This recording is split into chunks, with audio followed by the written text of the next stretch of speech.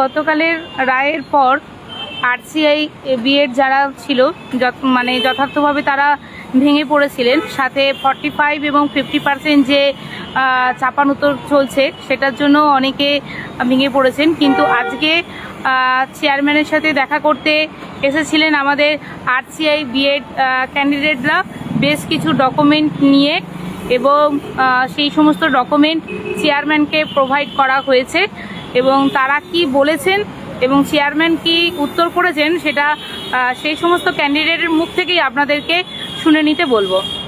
না, আজকে ওনাকে সমস্ত ডকুমেন্ট একদম লিস্ট করে দেওয়া হয়েছে এবং সমস্ত আরটিআই কপি ওনাকে দেওয়া হয়েছে। ওনার সঙ্গে এই স্পেশাল বিএডের বিষয় নিয়ে আলোচনা হয়েছে। উনি আগেও অনেকবার আলোচনা করেছিলাম, কিন্তু আজকে উনি মোটামুটি অনেকটা পজিটিভ বার্তা দিয়েছেন এবং এই বিষয়টি নিয়ে উনি ওনার যে ঊর্ধ্বতন যে যারা কর্তৃপক্ষ রয়েছে যেখান থেকে এই ধরনের নিয়মগুলো তৈরি হয় সেখানে আলোচনা করে এর সমাধান উনি বের করে দেবেন বলেছেন। এই কথাটুকু উনি বলেছেন। এটা নিয়ে সবাই একটু মানে পজিটিভ থাকতে পারেন, এই কথা বলেছেন। এখন দেখা যাক কি হয়। আচ্ছা ম্যাডাম, আপনিও ভেতরে গিয়েছিলেন, কতটা কি বুঝলেন যে আপনাদের যে প্রবলেমটা হচ্ছে আরসিআই বিএড সেটা নিয়ে কতটা কি সদর্থক উত্তর কি পেলেন? হ্যাঁ, আজকের আলোচনা যথেষ্ট সদর্থক এবং আমাদের রুলস যেহেতু তৈরি করে এনসিটি এবং এনসিটির আরটিআই কপি আমাদের কাছে আছে, সেই আরটিআই কপিতে উনি কিন্তু স্যাটিসফাইড হয়েছেন এবং সেখানে কিন্তু মেনশন করা আছে, হ্যাঁ কিছু মেনশন করা আছে এবং আজকের আলোচনা যথেষ্ট সদর্থক বলেই মনে হচ্ছে।